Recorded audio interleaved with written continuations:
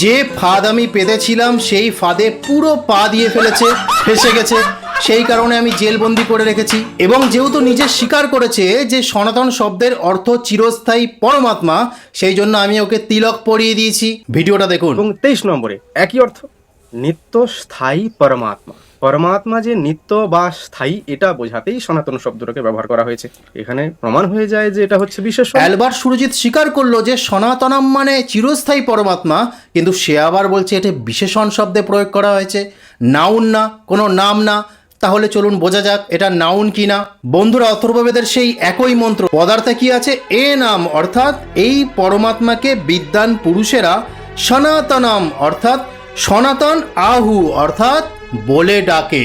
এখানে যেহেতু এই পরমাত্মাকে বিদ্বান পুরুষেরা সনাতন বলে ডাকছে, এখানে সনাতন যদি আমি গুণও ধরি তাহলে সেটা নামবাচকে প্রকাশ করা হচ্ছে অর্থাৎ ডাকছে। যখন এই গুণের মধ্যে নামবাচক প্রবেশ করবে তখন সেটির নাম হবে গুণবাচক বিশেষ্য পদ। বোঝা গেছে অ্যালবার্ট সুরজিৎ? আরো একটু সহজ উদাহরণ দিয়ে আপনাকে বোঝাচ্ছি। দেখুন, চিনি খেতে ভারী মিষ্টি, এখানে চিনি একটি বিশেষ্য, মিষ্টি তার গুণ। এইবার আপনি বলুন মিষ্টি তৈরি করতে চিনি দরকার, এটা তখন কি হবে? আচ্ছা, আরো একটু উদাহরণ দিই, যে ওই মেয়েটা খুব মিষ্টি, অর্থাৎ মেয়েটা একটা বিশেষ্য নাউন, কিন্তু মিষ্টি তার গুণ।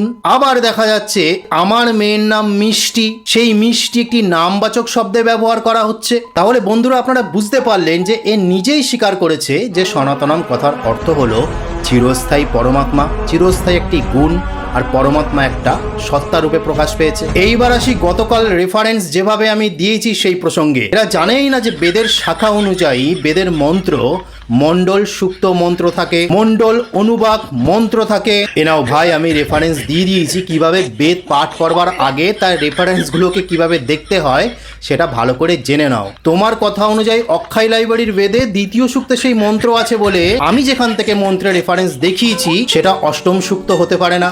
আরে ভাই, কে বলেছে তোমাকে অষ্টম সূক্ত হতে পারে না? বেদের রেফারেন্স কিভাবে দিতে হয় এই যে দিয়েছি। আমি কাণ্ডটাকে মণ্ডল বলেছিলাম ইচ্ছা করে, আর আমি কোনো অনুবাদ বা অধ্যায় বা কাণ্ড কিছুই দেখাইনি। আমি দেখছিলাম যে একটু খুঁজে খুঁজে বার করুক, আর সত্যি খুব খাটাখাটনি করেছে ছেলেটা, কারণ চোখ মুখ দেখেই বোঝা যাচ্ছে যে সারা রাত ধরে হয়তো সেই বেদটা খুঁজেছে। দেখবেন যে আমি যখন রেফারেন্স দেখিয়েছি ওপরে কোনো আমি চতুর্থ অনুবাদ বা দশম কাণ্ড কিছুই দেখাইনি। এখানেও ভাই তুমি ফাঁদে পা দিয়েছো, কষ্ট করে খুঁজে রেফারেন্স বার করেছো, যেটা আমি চাইছিলাম। তো ওটা আজকে বলার ছিল। এরপর হয়তো মুখ দেখানোর জায়গা পাবে না যা রেফারেন্স দিলাম। হরে কৃষ্ণ।